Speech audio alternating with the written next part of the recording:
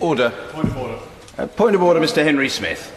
Mr. Speaker, last week the honourable member for Derby North, in a point of order, accused me of wrongdoing, and I'm very pleased that you rejected the claims that he made.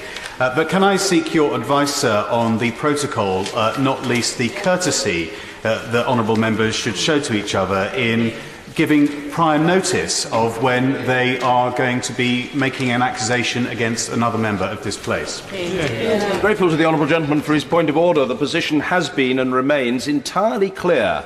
If an honourable or right honourable member is going to allege misconduct on the part of another member, there is a duty to inform the subject of the complaint in advance of making that complaint on the floor of the chamber. I think that this is in order. I'll come to the honourable gentleman.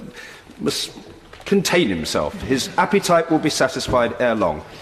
It's in all of our interests that we operate on this basis. So I thank the honourable gentleman for giving me the opportunity to make the position absolutely clear. Point of order, Mr. Greg Holland. Thank you, Mr. Speaker. The government has now decided that the way it's going to deal with backbench business is by ignoring it, by not taking part, and therefore not actually giving the House the opportunity to express a view. I don't believe that's acceptable, Mr. Speaker, and I wonder if you would like to comment on that. Well, it's not really a point of order for the Chair now. I can have an interesting discussion with the honourable gentleman or other members.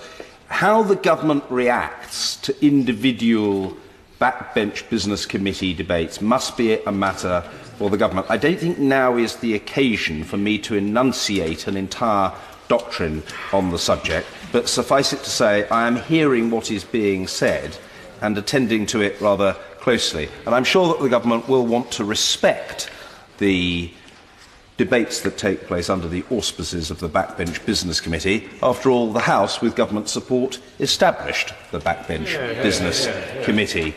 We come now to the main business, which is indeed today Backbench Business Committee business, and the first of the two debates is on the beer duty escalator. Point of order, Hugh Ranker-Davis. Thank you, Mr. Speaker. Ash dieback disease is a major national disaster of huge proportions and of direct immediate interest to every honourable member of this House, every honourable member. It is therefore disappointing to learn that the Secretary of State for DEFRA has written a detailed letter updating honourable members on this environmental emergency, but that this letter has been exclusively distributed by the Government Whip's admin unit to governing party MPs only.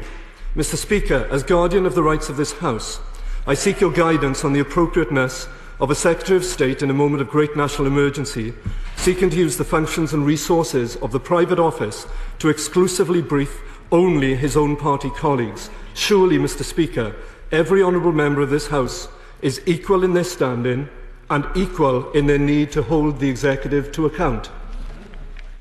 Order. I'm grateful to the honourable gentleman for his point of order. If ministers, acting as ministers with the support of the civil service, are making information available to honourable and right honourable members of this House, they should, without question, do so equally. That requirement does not, of course, apply to political parties making information available to members of the House. I hope that that distinction is clear and intelligible to the House. I can't have a debate with the honourable gentleman about it, and there is no requirement to do so, but if he has a genuine clarification that he seeks, and his brow is furrowed in such a way as to suggest that that is so, I shall briefly indulge him. Mr. Hugh Ranker-Davis. Thank you, Mr. Speaker. I don't intend to detain the House any longer than I need to. The letter is indeed signed not from a party political unit, but signed by the Secretary of State in name as the Secretary of State for Environment, Food and Rural Affairs. Perhaps if I shared this letter with you, Mr. Speaker, we could come to some clear advice on whether this does fall within civil service or within party politicking. I'm grateful to the honourable gentleman for his follow-up point of order. I haven't had sight of the letter. I'm happy to look at it, but I don't think now I need add to anything that I have said. If there are no further points of order, I'm grateful to the honourable gentleman. We come now to the 10-minute rule motion. Mr. Nick Davis. Financial challenge. I'm sorry you don't want to hear this, but it is the reality. Secretary, I hope it is a point of order rather than a point of frustration, but we'll hear it and I'll discover. Mr. David Anderson. Mr. Speaker, the Secretary of State on 3 occasions has mentioned the trade unions bankroll the Labour Party. A large majority of the trade unions in health service have no link to the Labour Party whatsoever. Grateful for that, but that is a point of debate which the honourable gentleman might wish to develop further if he's successful in catching my eye, but we'll leave it for now. The Secretary of State. Point of order, Mr. Chris Williamson. Mr. Speaker, yesterday I fear the Fire Minister inadvertently misled the House in response to a question from myself where I referred to funding reductions in the fire service, and in response the Minister said that he would like to refer me to, or said I might like to have a look at the figures which show that the cut for fire authorities last year and the year that we are now in was 0.5%. I double-checked my figures with the House of Commons Library yesterday, who confirmed that the reduction in funding for fire authorities over that period was at least 6.5%, and if specific grants were taken into account, it was even higher than that. And I wonder, Mr. Speaker, whether you might like to invite the Minister to come back to the House to correct the record. I have no need to invite a minister to do so, but what I would say to the honourable gentleman is twofold. First of all, he's made his own point in his own way with great clarity, and I hope he feels satisfied about that. And secondly, of course, all ministers are responsible for the accuracy or otherwise of their statements to the House. In the event of making an inaccurate or incorrect statement, a minister is responsible for correcting the record. The honourable gentleman's point will, I trust, have been heard. Point of order, Mr. David Tredinnick. I have 2 points of order, one of which I've given you notice, and which is about Parliament Square. Mr. Speaker, you're aware of the Police Act that made it possible to clear the square, but unfortunately the remaining demonstration seems to have expanded. And, Mr. Speaker, it's clearly in breach of the prohibited activity which says keeping, placing or using any sleeping equipment for the purposes of sleeping overnight should be forbidden. I wonder whether, Mr. Speaker, you were satisfied with this situation, given that Parliament passed an act just about a few months ago to address this situation. The short answer to the honourable gentleman is that in respect of the situation in Parliament Square, I have rarely been satisfied. Very rarely. And so I'm not satisfied about it. It is for the courts to enforce the law and the regime to which the honourable gentleman has just referred. I hope he'll understand if I don't wish to engage further with him on this matter at this time, but I'm happy to look into it and indeed even perhaps to have a discussion outside of the chamber with the honourable gentleman. But I'm sensitive to the inconvenience that he and other honourable and right honourable members have experienced and continue to experience. I've got a feeling that the honourable gentleman's appetite for his second point of order is undiminished. It is, Mr. Speaker. I'm most grateful, Mr. Speaker. It will not have escaped your notice, Mr. Speaker, that last Monday, on the 5th of November, there was another demonstration came down Whitehall and then blocked the main gates of Parliament at the time of the 10 o'clock division, making it impossible for members to get into the House through the normal route. Mr. Speaker, I wonder if you're satisfied with this situation, given that we used to, at the beginning of all sessions, pass sessional orders which instructed the police to keep the access to Parliament clear, and whether, Mr. Speaker, you feel that the provisions of the recently passed Act are sufficient in this respect.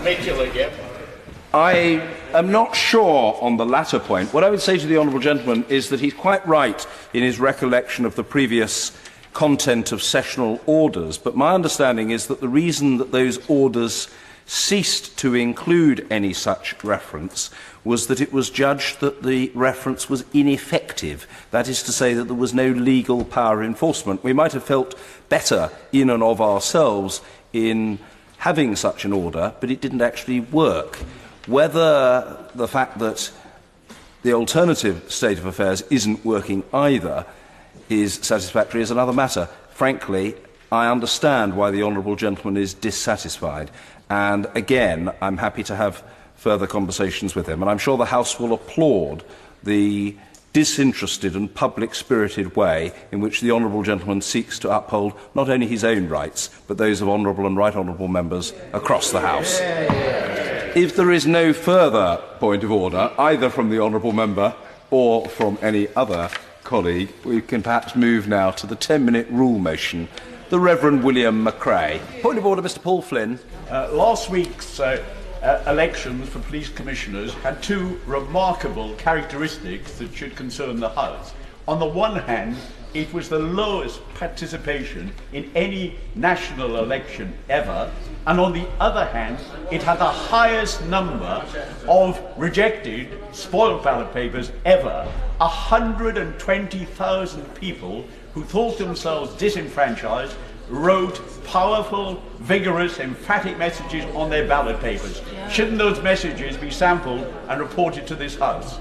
Order. The honourable gentleman's been in the House long enough to know that neither turnout nor the number of spoiled ballot papers is in any way a matter for the chair. It doesn't constitute a matter of order, and I wouldn't want the honourable gentleman, who's an extremely dexterous and experienced parliamentarian, to get those who are about to become new members into bad habits at an excessively early stage. But he's made his own point in his own way, and he'll find ways in which to persevere with this matter if he so wishes. Order. Members have just calmed down.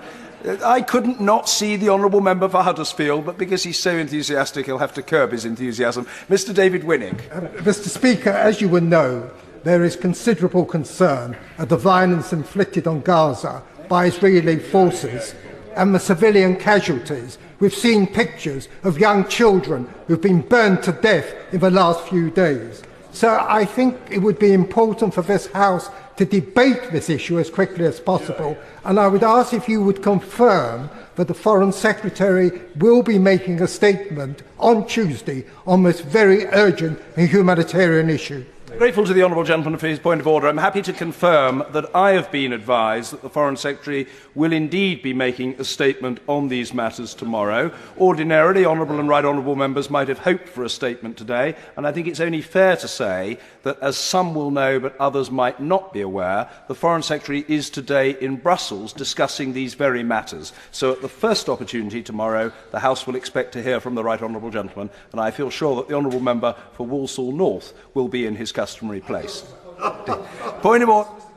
Mr Speaker, I'm trying to curb my enthusiasm to make sure that ministers of the Crown do come to this House and make statements which they should make to this House of Commons, rather than either leaking them to the press or launching them without the participation of this House. The Secretary of State, only last week, when the House wasn't sitting, launched the Department of Education's review, a major review of the Department of Education, including a savage cut of up to 1,000 jobs, closure of regional offices. It is a major restructuring of the Education Department.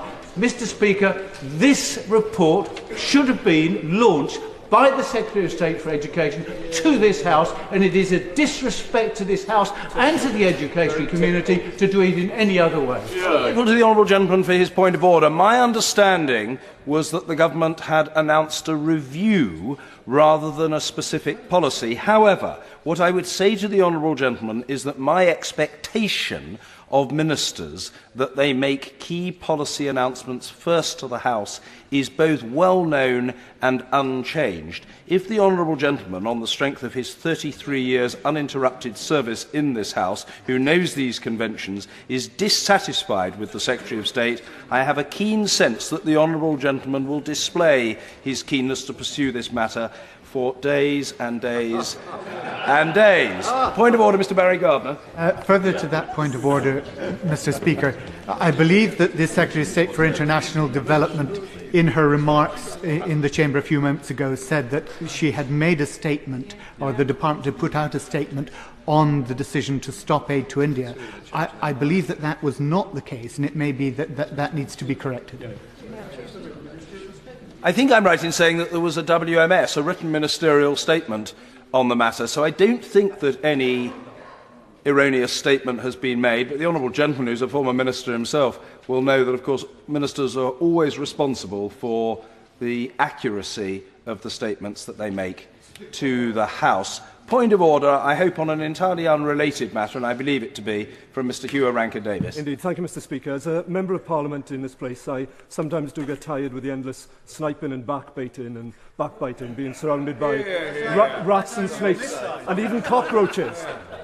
So I've given up on my viewing of I'm a Celebrity, Get Me Out of Here. Oh, no. But I've now received a letter from a constituent of another honourable member, which begins, "May I apologise for writing to you rather than my own constituency MP, but living in mid-Bedfordshire, I do not seem to have an MP at the moment." Mr Speaker, what advice can you offer? Or perhaps the Honourable Lady has left a forwarding address in the jungle with you. Well, I'm grateful to the honourable gentleman for his point of order. My advice to the honourable member is that he should begin by contacting members representing neighbouring constituencies to mid-Bedfordshire to ascertain whether any of those honourable members feels able to provide assistance. If there are no further points of order, I'm grateful to the Prime Minister and colleagues. Point of order, Diana Johnson. Mr Speaker, I understand that it is not a convention of the House of Commons for the Second Estates Commissioner to make a statement to the House, but in light of the extraordinary result of the decision of the General Synod in the Church of England last night not to have women bishops, is it possible to have a statement from the Honourable Gentleman to set out what the Church intends to do next, and also what this means in terms of the continuing discrimination in the other place of having only men eligible to sit in the House of Lords as Church of England bishops? Well, I'm grateful to the honourable lady for her point of order. She is right in saying that it is no part of the convention of this House that the Second Church Estates Commissioner makes statements to the House. The right to make a statement of the kind that she has in mind is reserved to ministers.